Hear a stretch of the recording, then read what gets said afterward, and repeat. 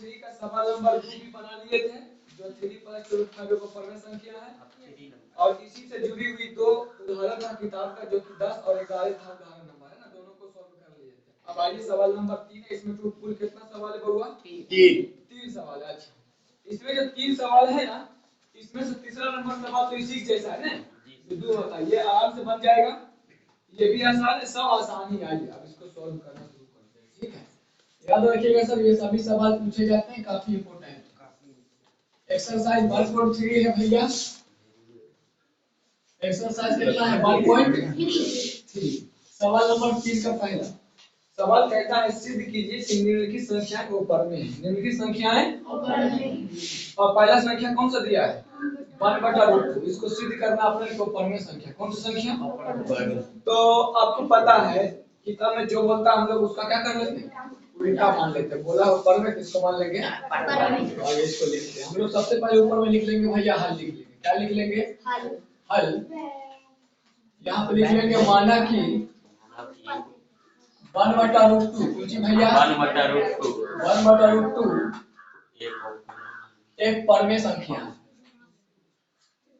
खाली गौर से सुनिए, एक परमेय संख्या कोलोचा। अब परमेय संख्या को हम लोग बटा के रूप में लिख सकते हैं। आइए 1/√2 को हम लोग क्या कर लेंगे सर? बटा रूप में p बटा q नहीं लेके हम लोग कौन सा लेंगे भैया? क्यों लेते हैं? इस पे जो है कॉन्सेप्ट है जो बताया था ना कि p a स्क्वायर में भाग लगाएगा, p a में भी भाग लगाएगा, है ना। चलिए आइए, जहां a और b क्या है तो लिख देते हैं ना। हां, सहअभाज्य। जहां a तथा b सहअभाज्य। सहअभाज्य का मतलब क्या होता है? जो किसी से ना काटे, इसका सिर्फ एक है ना, और वो लास्ट पोजीशन पे उसको काटने वाला कोई नहीं। चलिए इससे पहले चर्चा करते। अब हम ना ये बात जानते हैं, जब भी इस तरह का सवाल रहता है, अगर √2 √3 बड़ा देगा बनाना जानेंगे ना, लेकिन जब भी इस तरह का रहेगा, दो से बेसी रहेगा, दो रहेगा, दो से बेसी रहेगा, तब कैसे बनाते हैं? तो परमेय को एक तरफ और परमेय को मतलब रूट वाला एक तरफ, बिना रूट वाला एक तरफ। तो यहाँ पर देखिए सर, यहाँ पर रूट है, इधर बिना रूट वाला, यहाँ पर हम खाली एक हटाना चाहते हैं ना। एक कैसे हटेगा? तो एक बात सोच रहे हैं, एक बात, अगर खाली √2 ऊपर रहता, खाली √2 इधर से बटा b रहता, तब का नाम से ऊपर में a और b को संख्या है, सर्वभाज्य क्या है? सर्वभाज्य मतलब को संख्या है, तो a और b सर्वभाज्य है परमेय, और ये क्या है? तो आराम से बात यहाँ से गलती होता है, हम लोग माफी होगी, लेकिन ऐसा है यहाँ पर। तो इसको ऐसा करने के लिए क्या कीजिएगा? इसको पलट देंगे, तो गणित के लिए इधर पलटेंगे तो इधर पलट देंगे, तो कोई बात नहीं, उधर घंटा फर्क पड़ने वाला नहीं। आइए लिख देते हैं उलटने पर, कौन सी पर भैया? उलटने।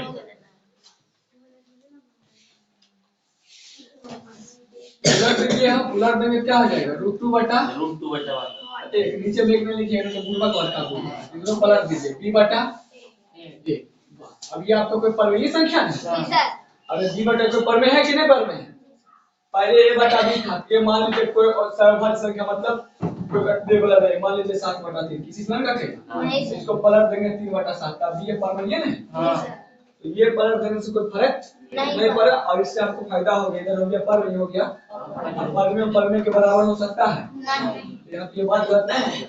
हम लोग कल क्या लिखते थे? कैसे लिखते थे? तो लिखते थे चूंकि b बटा a, कुछ भैया b बटा a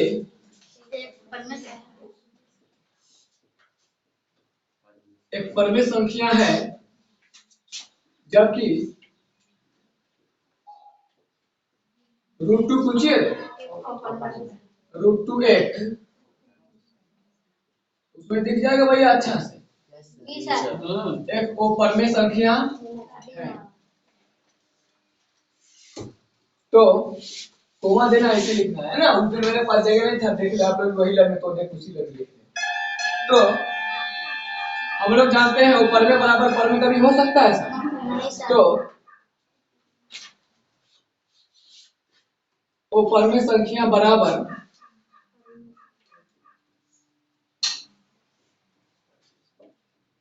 परमेय संख्या जो क्या है सर असंभव है ना,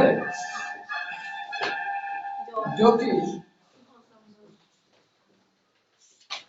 असंभव है ना। ये परमेय और ये परमेय ये दोनों बराबर हो ही नहीं सकता, इसलिए लिख दिए हैं वो परमेय संख्या बराबर परमेय संख्या जो कि इसलिए मैं हमारी कल्पना गलत की है, इसलिए √2 कुंची है, सॉरी √2 नहीं 1/√2 है ना, इसीलिए 1/√2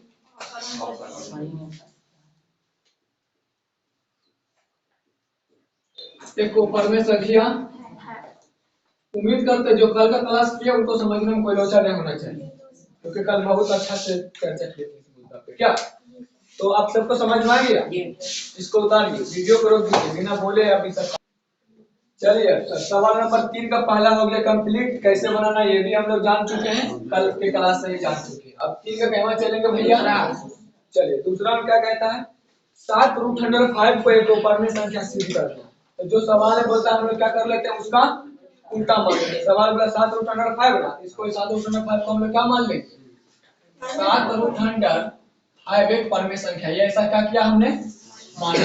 इसमें कितना अच्छा है, 7 को बटा में भेज देंगे इधर √5 बच जाएगा, इधर एक लाइन में हो जाएगा ना, दो लाइन में सॉरी दो लाइन। चलिए सर ये परमेय संख्या है, तो परमेय संख्या को हम लोग बटा में लिख सकते हैं ना। चलिए लिखिए सर 7√5 बराबर a बटा b। ये सब क्या होता है काम क्या तो पहले चर्चा कर लिया।